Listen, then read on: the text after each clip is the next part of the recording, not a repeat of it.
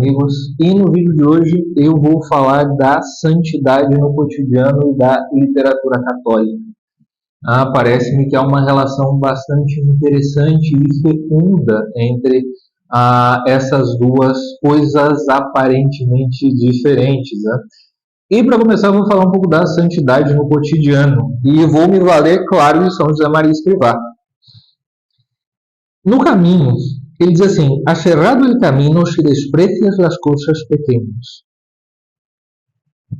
Para a santidade na vida cotidiana, é essencial valorizar as coisas pequenas com esforço e atenção. Até em Caminho tem um capítulo dedicado, a pequenas coisas, me parece. O título é aquele mesmo.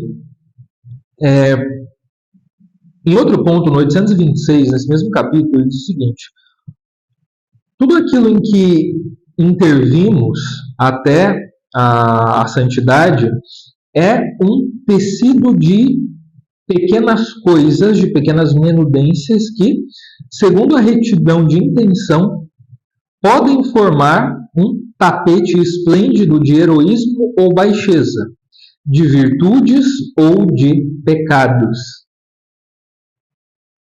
Notem aqui que o foco na santidade da vida cotidiana é uma perspectiva encarnacional, a perspectiva de que o Verbo de Deus se fez carne, habitou entre nós, e durante 30 anos da sua vida oculta, ele santificou o trabalho humano e santificou as menudências, santificou as pequeneces, para usar o título do romance do Padre Molina. Ele tornou tudo aquilo que havia sido perdido em algo, em matéria para a ação de graças. Desde que, claro, a ação de graças parta da nossa própria vida, ou seja, que a imitação de Cristo, toda a nossa vida, seja ação de graças. Então, isso aqui, tudo aquilo em que nós intervimos pode formar um tapete esplêndido de heroísmo ou baixeza, de virtudes ou de pecados. Isso aqui é essencialmente dramático. É com esta matéria que o romancista lida, com a matéria da vida cotidiana que forma um tapete de heroísmo ou baixeza, de virtudes ou de pecados, e às vezes as duas coisas juntas. A atenção do romance, e o romancista católico tem isso muito claro. Se vocês assistiram ao vídeo sobre o realismo contemplativo, eu tenho certeza que estão fazendo já essa conexão.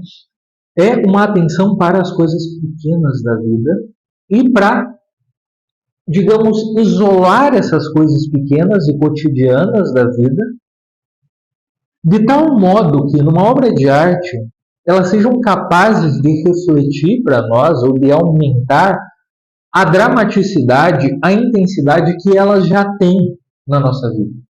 E que nós, muitas vezes, deixamos de lado. As pequenas coisas têm dramaticidade intrínseca. Tem outro ponto de São José Maria, esse já no sul, em que ele diz assim: aprender a referir tudo a Deus. Vejam, isso não é uma projeção. Isso é um reconhecimento, porque tudo já está referido a Deus. Tudo já é referido a Deus. E com a encarnação de Nosso Senhor, nós podemos ofertar todas as coisas a Deus. E aí vem o sentido que a professora Laís Salles Pinheiro fala bastante, de que nós encontramos a nossa vocação quando assumimos as responsabilidades cotidianas. A dramaticidade da vida, ela não está afastada do cotidiano, mas ela está no cotidiano. O cotidiano é dramático, o transcorrer do tempo é dramático. As atividades que nós repetimos todos os dias são dramáticas. As escolhas que nós fazemos todos os dias, por menores que pareçam, são dramáticas. O presente, nesse sentido, do cotidiano, da santidade do cotidiano, ganha uma grande importância. Aquilo que se faz agora, a repetição cotidiana é a antecipação da eternidade. Deus está sempre no presente. Então, o momento em que nós fazemos as escolhas, o momento em que assumimos as responsabilidades, em que deliberamos e agimos, que é sempre presente, inclusive pensando no passado, pensando naquilo que, não de um jeito mórbido, mas pensando naquilo que devemos melhorar, por exemplo. Isso é uma ação no presente.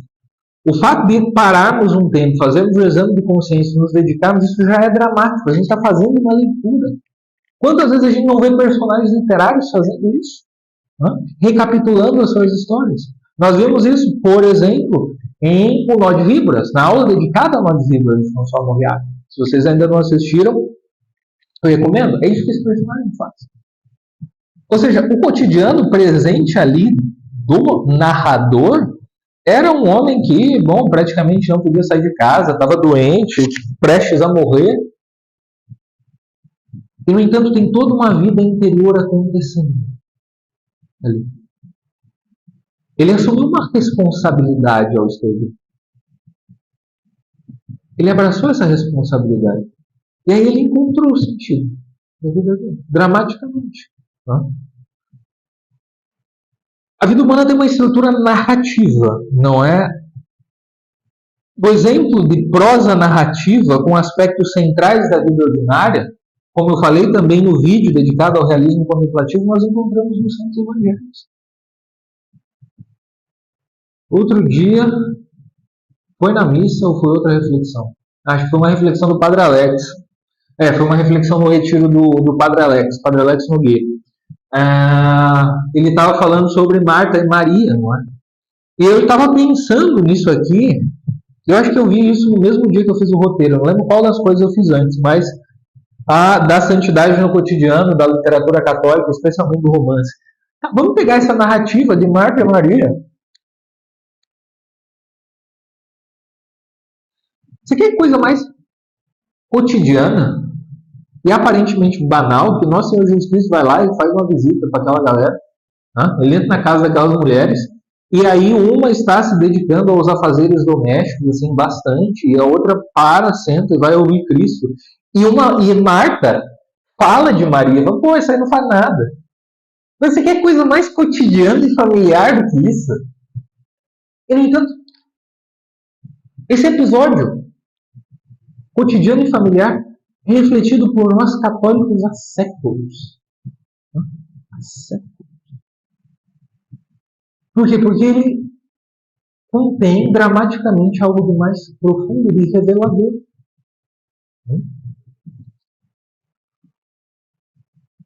O romance católico está atrelado ao cotidiano. Walker Percy deixou isso muito claro nos ensaios dele e nos romances dele. O romance, o gênero romanesco, pressupõe o tempo, tanto para as ações quanto para as mudanças dos personagens. São coisas que acontecem no tempo, em lapsos de tempo diferentes, com os quais o autor pode trabalhar.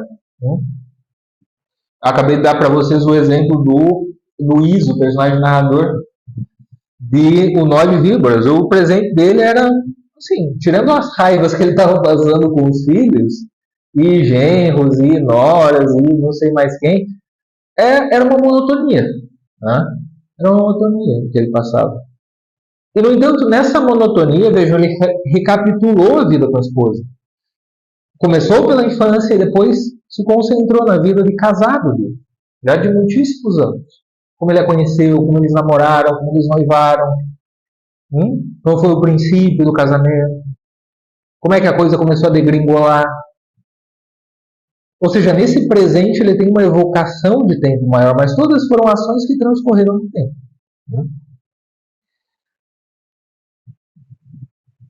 E o cotidiano também tem uma importância, e aqui a gente pode pensar na perspectiva de virtudes e vícios, não é? Que são disposições que a gente forma ao longo do tempo e que se enraizam na nossa personalidade, em quem nós somos. E as ações que se repetem num romance, por exemplo, revelam os personagens. Revelam quem eles são. E as ações que nós repetimos, ou que nós deixamos de repetir, revelam também quem nós somos. Isso, para a perspectiva de santidade no cotidiano, é muito importante. Aquilo que nós fazemos todo santo dia. Ao longo de muito tempo. Ou aquilo que nós protelamos fazemos. Aquilo de mal que nós fazemos. Vejam como isso já é dramático. E diz Walker Percy, a intervenção de Deus na história pela encarnação deu um peso e um valor à narrativa individual humana que é como dinheiro no banco para o romancista. Por quê? Porque não existe, ou melhor, como diz um personagem do Pereda no fim de Nubes de Esquio, o mundo está cheio de matéria novelable. Essas ações mais cotidianas. O Joshua Crane termina, se vocês lembram, o manifesto do realismo contemplativo assim. Não há história que não tenha valor. Portanto, o romancista pode encontrar esse drama, desde que ele seja bom romancista.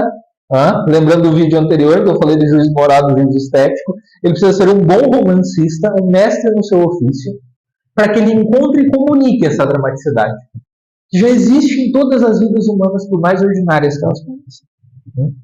Na vida humana, todas as ações são dramáticas. O romancista decide contar artisticamente algumas delas, algumas ações, que revelam quem aquelas pessoas são, que revelam quem são os personagens, que nos fazem pensar nas nossas ações. É uma maneira de encontrar, de enxergar aquilo que já está no cotidiano, como o episódio que eu lhes falei, cotidiano de Marta e Maria. É uma fonte secular, milenar de reflexões para nós católicos. E tem gente pensando, e os santos estão pensando. E como é que eles conseguem pensar? Bom, primeiro pelo nível literal. Daquele episódio mais cotidiano possível.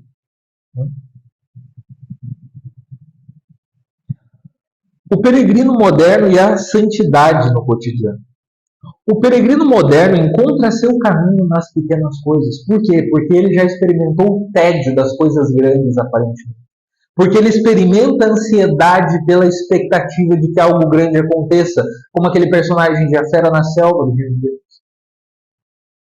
Ele não quer mais, ele está cansado de deixar as oportunidades passar. As oportunidades de abraçar a vida. A vocação não é um acontecimento absolutamente extraordinário. Embora às vezes tenha alguns episódios assim que fogem da rotina, do ordinário, etc. Isso também acontece. Mas o enraizamento da personalidade vem com abraçar as responsabilidades da vida cotidiana. E aí já tem a dramaticidade. E é aí que está a paz que o peregrino moderno busca, que ele não consegue encontrar de outro modo. Nas reivindicações, na ansiedade, na tristeza, no vazio, na tentativa falsa de preencher o vazio. A narratividade e a ordinariedade do romance são únicos, diz Walker Percy. Percebam que isso parece uma contradição, né? Que o comum seja único, mas não. É justamente o contrário. É o nosso comum que é único. É o comum que nós compartilhamos com as outras pessoas que é único.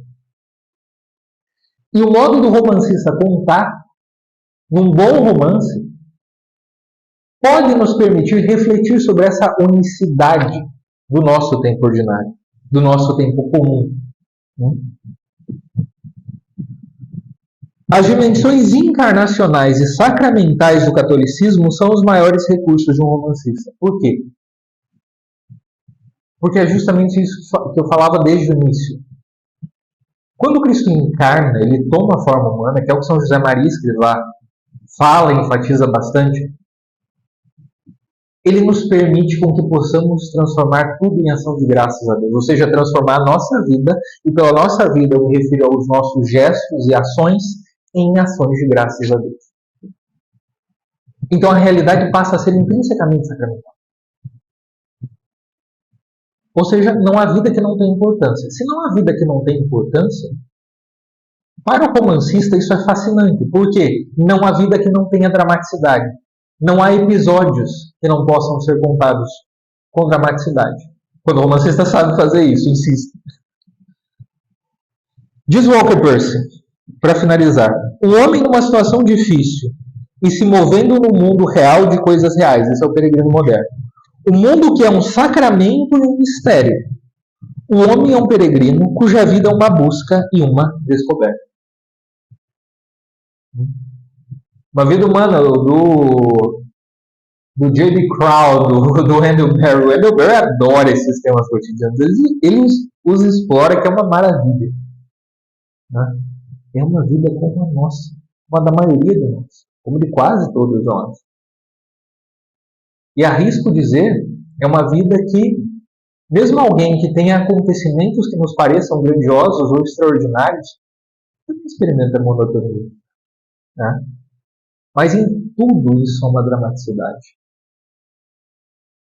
Há uma dramaticidade que o romancista pode e deve explorar.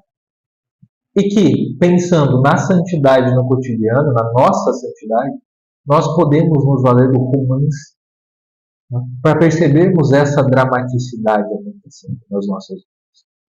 Bom, é isso que eu tinha para dizer, meus amigos, sobre a santidade no cotidiano e a literatura católica. Espero que vocês tenham gostado desta reflexão e até o próximo.